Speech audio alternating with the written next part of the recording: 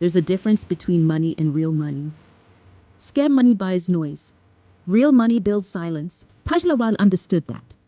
By the time the rest of the continent started calling him a visionary, he was already into metals. Not gold bars and vaults, but transactions wrapped in mineral deals. He didn't buy lithium. He bought the companies that moved lithium quietly between borders. He didn't own gold mines. He owned the infrastructure around the weighing machines. He made himself untraceable by becoming useful. A South African logistics magnate once said, "He showed up at the right time with the right silence." It took weeks to confirm it was Taj who backed the deal. Even then, it was just a series of matching transfers, a signature style in the code. His shell companies were masterfully designed. They had websites, customer service emails, quarterly reports.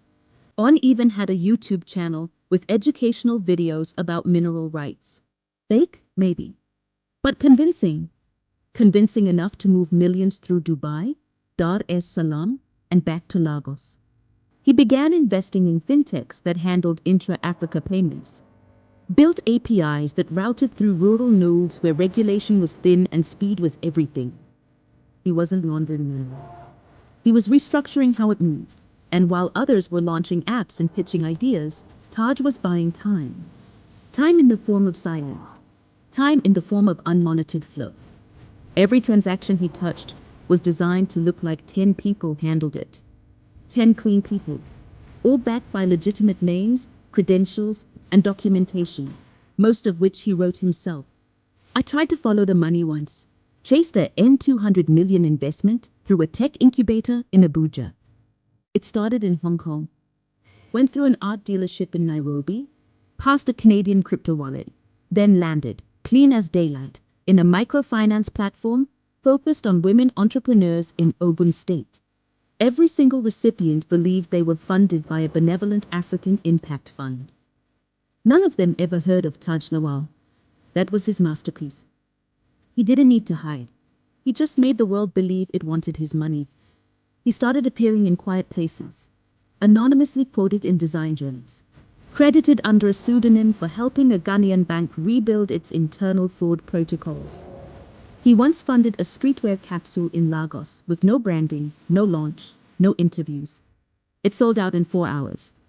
Not because people knew who made it, but because it felt like something important people would wear. Even I started feeling it. Every time I opened a news alert and saw a startup raise capital I couldn't trace, I felt it. Every time I saw a product that felt too intentional, I wondered, was this him? Was this another ripple from the ghost? And then came the file drop. A USB sent to a junior editor at a tech blog. Inside clean spreadsheets, asset trails, transaction notes. All real, all traceable, and all ending with a signature tag. One of the files was titled simply, "Confirmation is currency." That was when I knew Taj wasn't playing with money. He was redefining its meaning. And real money? It didn't need banks. It needed belief.